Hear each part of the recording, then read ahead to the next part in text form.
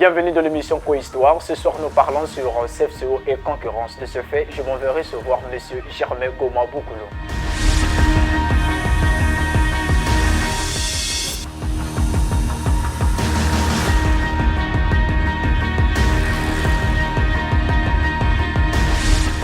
Monsieur Germain Goma Boukoulou, bonsoir. Bonsoir. Alors, vous êtes ancien directeur de l'exploitation du chemin de fer, mais aussi ingénieur des chemins de fer. Alors, comme promis, nous revenons vers vous pour aborder l'angle se basant sur CFCO et concurrence. Monsieur Germain, s'il faut établir un classement de nos jours, quelle est la place qu'occupe le CFCO dans le domaine du transport? Bon, dans les transports, quand on parle de classement, il faut considérer, d'après moi, 3 critères. Lesquels? Il y a d'abord le volume de transport, l'importance de l'entreprise.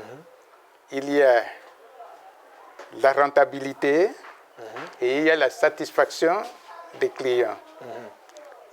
Bon, en ce qui concerne, quand le chemin de fer, le CFCO en ce moment, tout le monde voit que le CFCO est en difficulté, que le CFCO est presque mort, d'après ce qu'on dit, mais en ce moment, le CFCO transporte quand même. Et quand un train de chemin de fer quitte Pointe-Noire pour Brazzaville, ce train-là transporte au moins 800 tonnes de marchandises. 800 tonnes de marchandises. 800 tonnes de marchandises.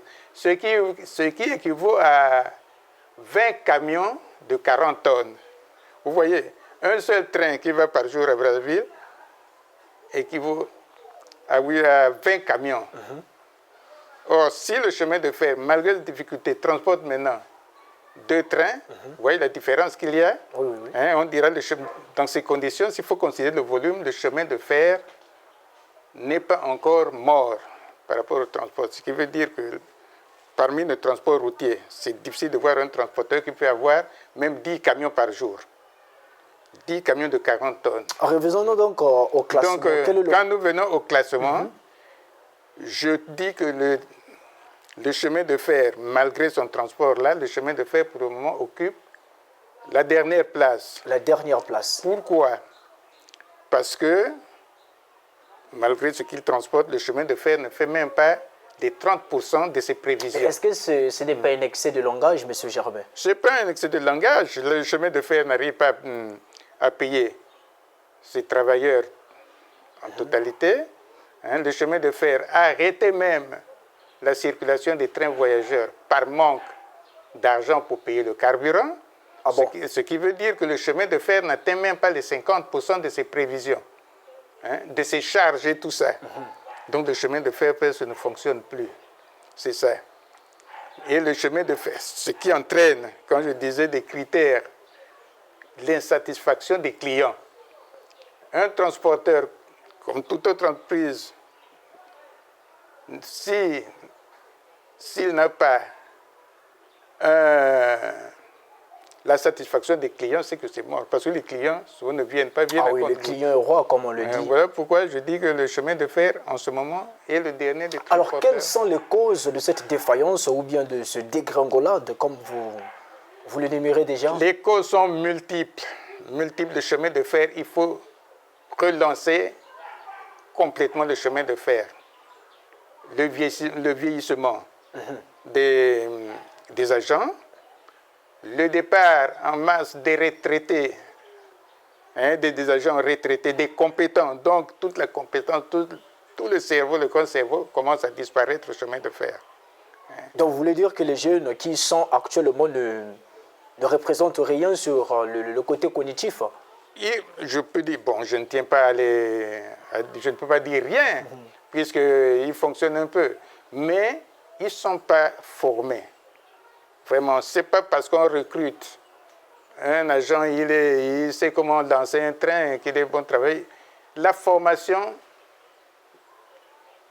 il faut aller aussi un peu à l'étranger, être formé. Comme ça a d'ailleurs été votre cas? Comme c'était notre cas, nous sommes allés plusieurs fois en France. Chaque fois qu'on monte à un grade, on va voir comment, à ce grade-là, on dirige une entreprise ferrée. ferroviaire. Mais pourquoi de nos jours ces formations ne sont plus accessibles, s'il faut le dire?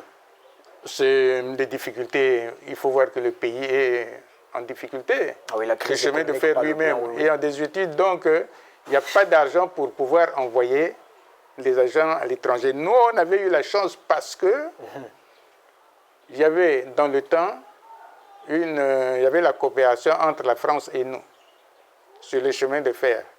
On envoyait les agents qui étaient reçus par la France là-bas, on logeait et on avait même un peu d'argent Mais que est-ce nous que cette payait. coopération ne peut pas être relancée, M. Germain? Il n'y a que les pouvoirs. C'est possible. C'est possible, puisque je vois, vous entendez vous-même, il y a, souvent le président est allé à Moscou pour relancer la coopération Moscou-Brazzaville, oui. pour la Chine. Il y a des, pourquoi on n'est pas allé en France pour le chemin de fer aussi? Si on fait pour l'agriculture, on fait pour les hydrocarbures, on fait pour tout. Il faut aussi penser au chemin de fer. Je parle de la France parce que c'est la France qui a construit le chemin de fer. Alors, à côté du manque de formation, quelle est la cause qu'on peut encore pointer? La difficulté des approvisionnements, la vétusté d'abord du matériel. Du matériel, tout le niveau, les wagons, les machines et tout ça. Le vieillissement des machines aussi, comme on dit, et puis il y a là des approvisionnements. Les difficultés des approvisionnements, c'est dû à la gestion d'une voie métrique et unique, c'est-à-dire il y a une seule voie de Pointe-Noire à Brazzaville, Oui, oui, oui. il n'y a pas de double voie comme ailleurs, et la voie métrique, la voie du chemin de fer Congo-Océan, c'est-à-dire la voie et l'écartement entre deux rails est de 1,06 m. Or, dans le monde entier maintenant, la voie standard qu'on appelle la voie standard, c'est la voie de 1,422 m. Donc, elle est large. Alors, si les Français avaient pensé à faire comme chez eux, puisqu'ils avaient déjà l'écartement standard, si nous avaient donné le chemin de fer Congo-Océan, n'aurait pas de difficultés. Parce que, en ce moment, il faut voir qu'un peu dans le monde entier, tous les hauts fourneaux qui fabriquaient des bougies, c'est-à-dire les roues là, à écartement métrique, qui construisaient même les wagons à écartement métrique, tout ça commence à fermer parce qu'il y a très peu de clients. Il y a très peu de clients. Si le chemin de fer veut construire, veut commander des pièces, il faut relancer, il y a des lieux, il faut rouvrir les hauts fourneaux qui existent là-bas. Vous voyez le prix que ça coûte. Or, si nous avions la voie standard, 1,40 m, nous allions peut-être pas commander des voitures neuves, mais on allait voir des voitures presque neuves qui sont abandonnées maintenant dans des triages. Dans des triages, moi je parle de la France, puis je connais, j'ai vu des voitures corail qui sont bien, qu'on a mis à côté parce que là-bas le train évolue. Il y a maintenant le TGV, les gens prennent le TGV, donc les corails là c'est des machines, des wagons abandonnés. On pouvait les amener. Mais est-ce qu'il ne faut pas aussi reposer cette défaillance sur les événements du pôle, comme ça s'est dit? Oh, les événements du pôle, c'est vraiment, c'est éphémère, c'est pour un temps. Ça, c'est vous qui le dites, M. Germain. Non, mais je le dis, c'est pour un temps pour le chemin de fer. Le chemin de fer a 85 ans en ce moment. Les événements du pôle ont pris peut-être 2 ou 3 ans. Vous voyez, en 2 ou 3 ans, on ne peut pas détruire toute une structure qui a déjà 85 ans. Ce n'est pas la première fois que le chemin de fer subit ce cas-là. Les événements du pôle ont fait que, en ce moment, le chemin de fer, disons que avant qu'on ne construise les ponts, le chemin de fer ne transportait que de Pointe-Noire à l'UTT. Mais en 92 aussi, c'était la même chose. Le chemin de fer transportait de Pointe-Noire à l'UTT seulement. Mais à cette époque-là, les agents ont bien travaillé. C'est pourquoi je parle de la formation, de l'esprit d'imagination. Et les salaires étaient payés régulièrement. On atteignait au moins les 50%, les 60% de nos prévisions entre l'UTT et Pointe-Noire. Vous voyez, c'est une affaire d'hommes, une affaire de formation. Donc les événements du pool sont à bannir. Hein? Il y a eu des problèmes, mais il ne faut pas bannir parce qu'il y a eu quand même un grand manque à gagner pour le chemin de fer. Mais ce n'est pas ça qui doit faire que le chemin de fer soit tombé si bas. Regardez, en ce moment, on n'a même pas de carburant pour payer, pour faire circuler les trains voyageurs. La voie est ouverte depuis longtemps. Qu'est-ce qui ne va pas? Si ça ne va pas, il y a quand même les pouvoirs publics qui devraient aider le chemin de fer, surtout pour faire circuler les trains. Quitte à rembourser, de toute façon, c'est une entreprise d'État. L'État doit mettre la main dessus. Alors, il est dit que les dirigeants et cheminots avaient monté une cellule de crise. Peut-on connaître les raisons de cette cellule? C'est tout à fait normal. C'était une bonne initiative. Il y avait des ponts cassés. Les trains ne pouvaient pas arriver à Brazzaville. Parce que n'oubliez pas que au chemin de fer, la circonstance, disons que le volume de transport entre Pointe-Noire et Brazzaville représente presque les 80% du transport total. Alors quand on vous coupe tout ce trafic-là, c'est tout à fait normal que vous soyez très bas. Mais alors il faut pour cela une cellule de crise pour réfléchir. Nous sommes en crise, les trains n'arrivent plus à Brazzaville, mais nous devrons payer toutes les charges. Donc c'est une cellule de réflexion. Une cellule de réflexion pour voir comment faire rentrer l'argent avec le peu de transport qu'on fait pour qu'on ne compresse pas. Le chemin de fer n'a pas compressé, le chemin de fer n'a pas réduit les effectifs, le chemin de fer n'a pas remplacé, le chemin de fer n'a pas fermé. Vous voyez? Donc, le chemin de fer, la cellule de crise, c'était normal. Il fallait qu'ils réfléchissent pour qu'un peu d'argent rentre. On l'avait fait. Vous allez me dire réfléchir comment? Mais il y a des clients. Quand le chemin de fer était en monopole, il y a des clients qui n'arrivaient pas à transporter leurs marchandises parce qu'il manquait de wagons. Mais maintenant, quand on a crise, il fallait même maintenant vers les clients-là, les Dangote, les cimenteries comme les Dangote, puisque Dangote, le maximum de ciment, c'est pour l'exportation. C'est Boinsa à Pointe-Noire. Il fallait donc faire le paquet, envoyer beaucoup de wagons là-bas pour que l'argent... Alors, que devrait donc faire le CFCO devant cette gravissime situation? Mais c'est la cellule de crise, ce que je suis en train de dire.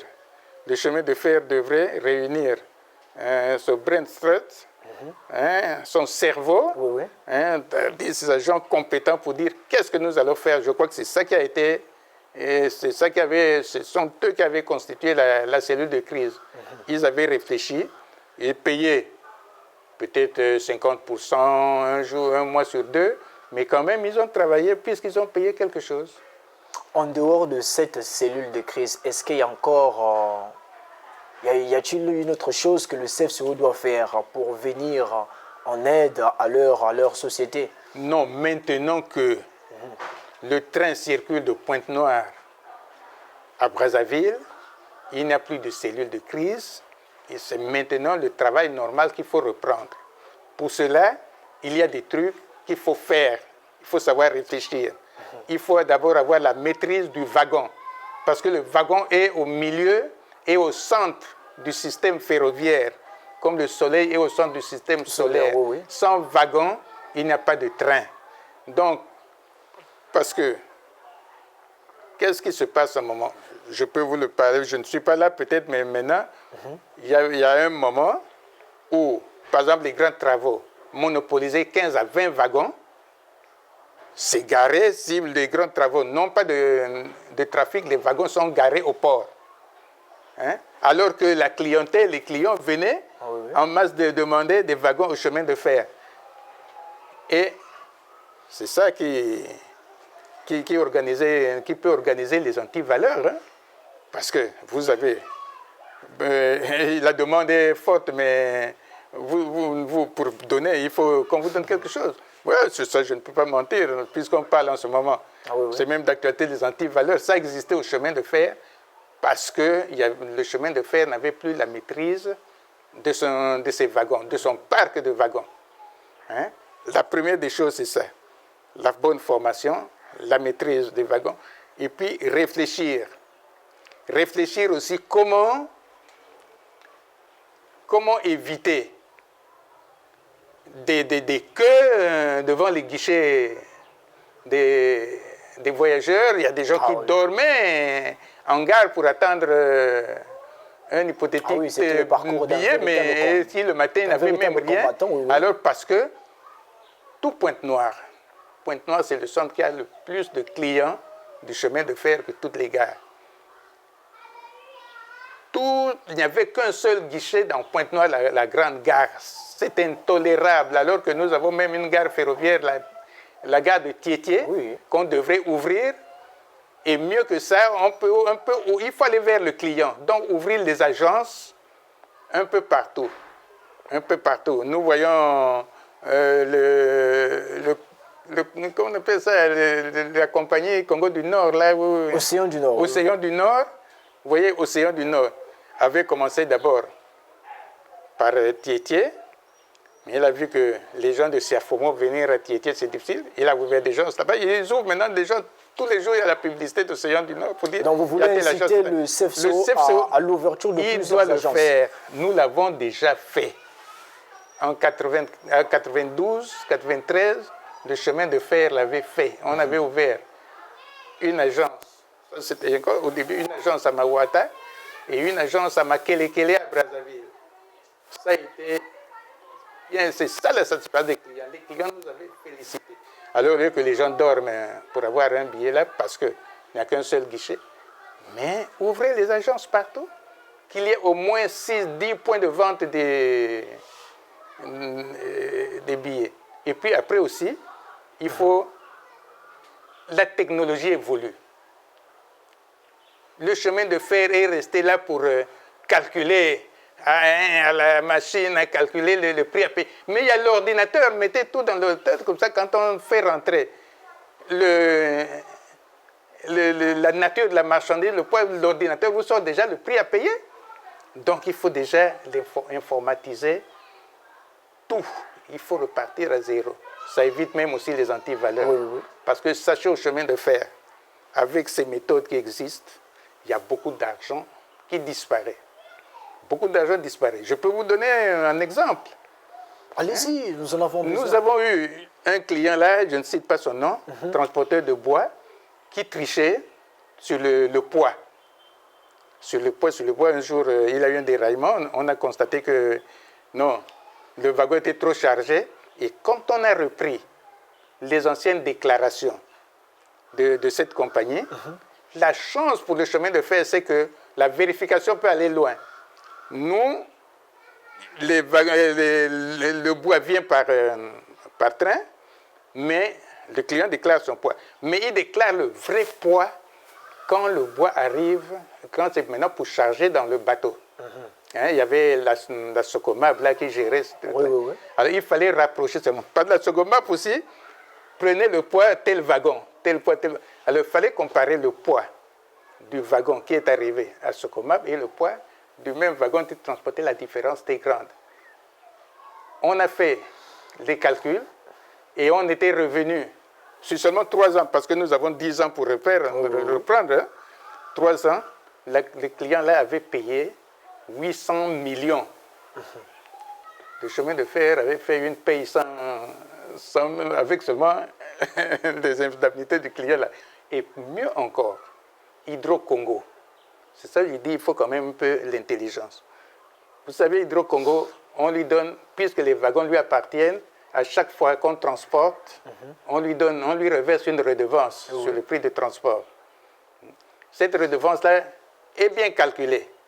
Hein, ça y est, même dans le livre des statistiques, c'est vraiment la formule est bonne.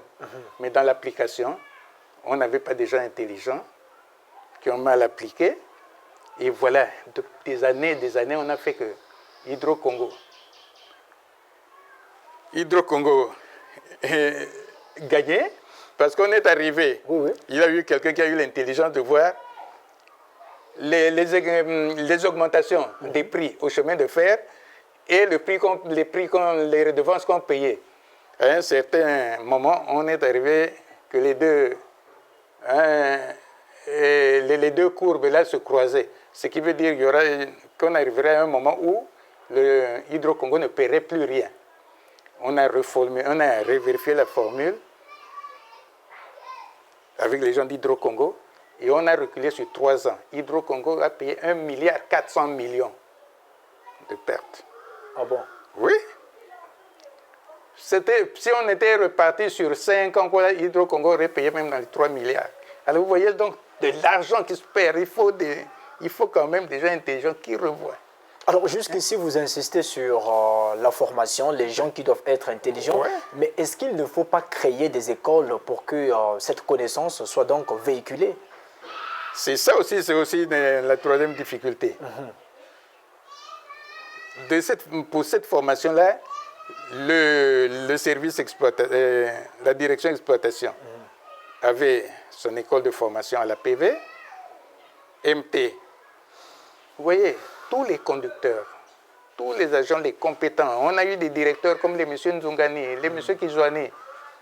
Ce n'étaient pas des gens très instruits, mais qui sont passés par l'école de formation du chemin de fer au kilomètre 4. Quand ils sont passés, c'était des gens formés. C'est des gens formés. Hein? Donc, maintenant, c'est quoi?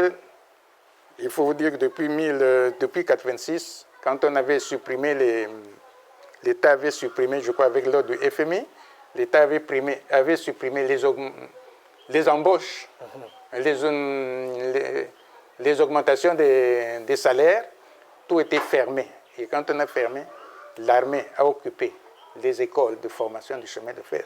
Tous les bâtiments sont occupés par l'armée. Maintenant, la formation se fait où? Le petit vient, il voit un peu ce qu'on fait. Un chef qui est à côté lui dit pour taxer un colis, il faut faire ça. Sinon, c'est du tâtonnement qu'ils sont en train de faire. Il faut que l'armée puisse rétrocéder ces bâtiments-là au chemin de fer. Comme ça, on relance une bonne formation. Hein? Et moi, je trouve que c'est un peu la faute des chefs du chemin de fer, parce que même pour l'astreinte, un agent chef de gare doit être à côté de sa gare.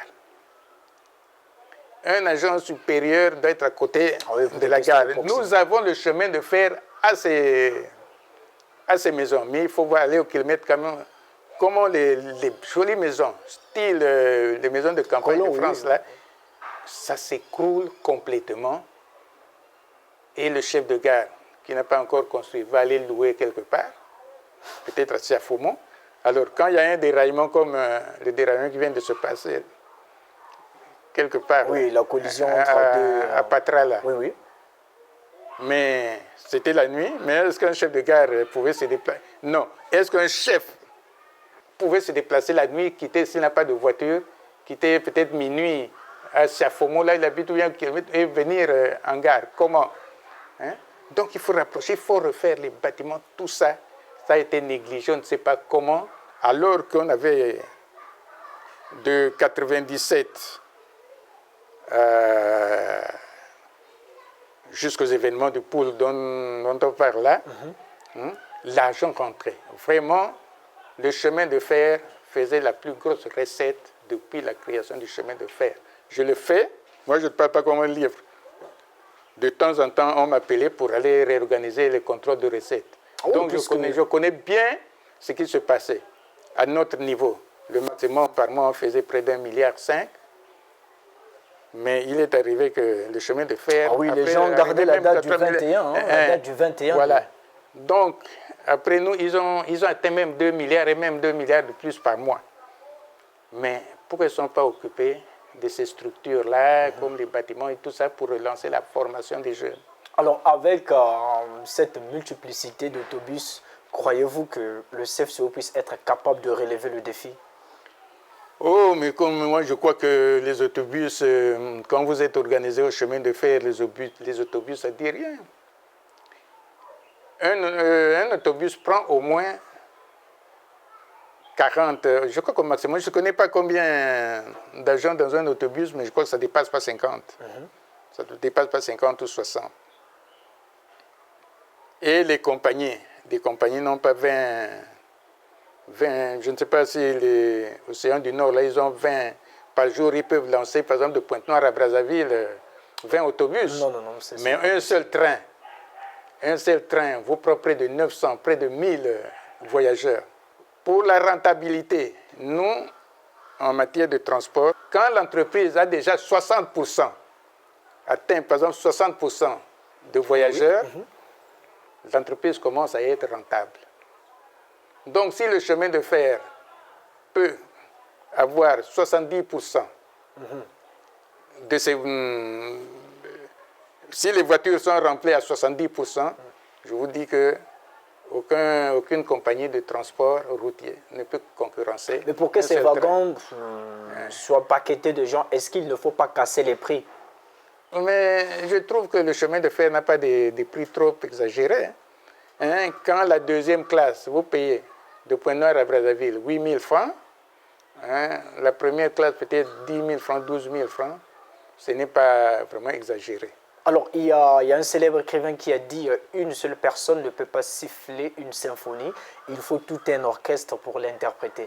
Que doivent donc faire les pouvoirs publics pour donc venir en aide au CFCO? Les pouvoirs publics interviennent même construire des ports, même ainsi de suite. Parce qu'il y a maintenant des ports autonomes qu'on construit. C'est construit par les pouvoirs publics. Quand ces entreprises-là, ces structures-là commencent à s'effriter, les pouvoirs publics donnent de l'argent. Mais le chemin de fer entretient la voie. La voie, l'entretien, c'est le chemin de fer. La route, ce n'est pas les routiers. Le chemin de fer, les gares et tout ça, or l'avion, les avions ont des aéroports, ils paient seulement un péage, mais nous, tout ça est à la charge du chemin de fer. Oui. Ce qui veut dire qu'il faut que l'État intervienne. On peut avoir un bon cerveau, on peut avoir de l'imagination, on peut écrire des trucs qui sont bien, mais il peut vous manquer de l'argent. Donc, le chemin de fer, les agents peuvent faire des propositions, peuvent faire des calculs en disant, si nous faisons ça, ça pourra marcher, mais s'il n'y a pas d'argent pour investir, on ne peut rien faire. L'État, donc, doit aider